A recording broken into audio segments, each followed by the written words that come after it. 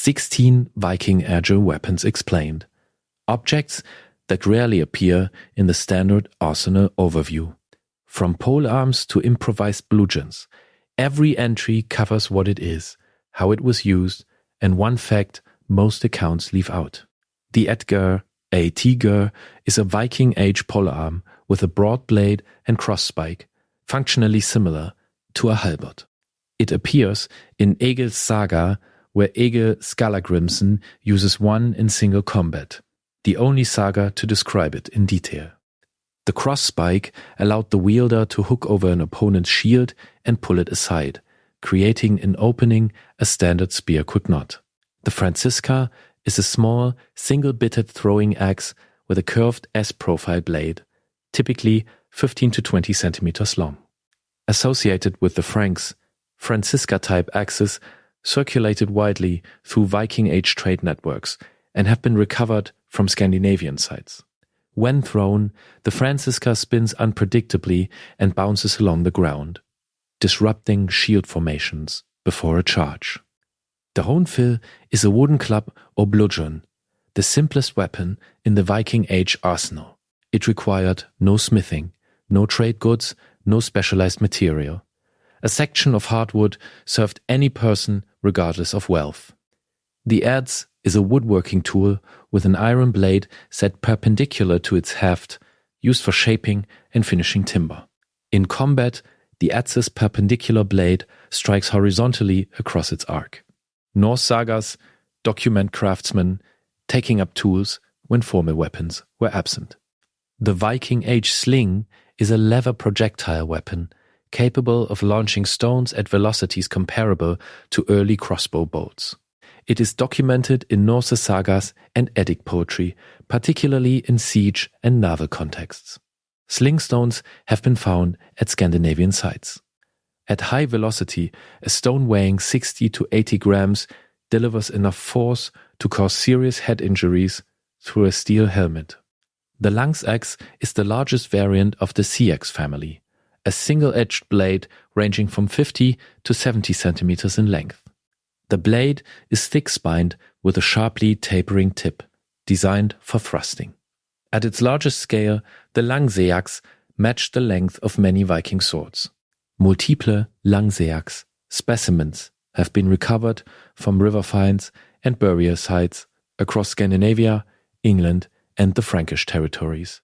The boat hook is an iron-tipped pole, typically 2 to 3 meters long, used in Viking naval operations for boarding and rappelling.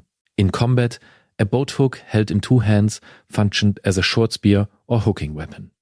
Norse saga accounts describe warriors using poles to push off opposing vessels, hook shields, and drag men overboard. The kefli, is a short throwing spear lighter than a full-length adgeir, designed to be thrown before a charge. Javelin-type bow weapons appear on Gotland picture stones, where warriors are shown in the throwing posture preceding a shield wall engagement. The shield boss strike is an offensive technique, using the iron dome at the center of a Viking round shield as a striking surface. The boss projects 6 to 8 centimeters from the shield face. Driven into an opponent's face or throat, it delivers concentrated iron impact. Dented shield bosses from Viking burial sites show impact patterns consistent with offensive strikes, not defensive parrying alone. The antler club is a shed red deer antler used as an improvised bludgeon, requiring no modification beyond selecting a heavy base section. Antler combines bone hardness with impact-absorbing flexibility that prevents fracture on first strike. Viking-age antler objects are common in archaeological finds. The francisca variant is a non-bladed weighted throwing stick, shaped after the francisca's S-profile but constructed from dense hardwood. It served the same tactical function as the bladed francisca, thrown spinning to disrupt shield formations, but required no smithing. The adze-axe hybrid has an axe blade on one face of the head and an adze blade set perpendicular on the opposite face.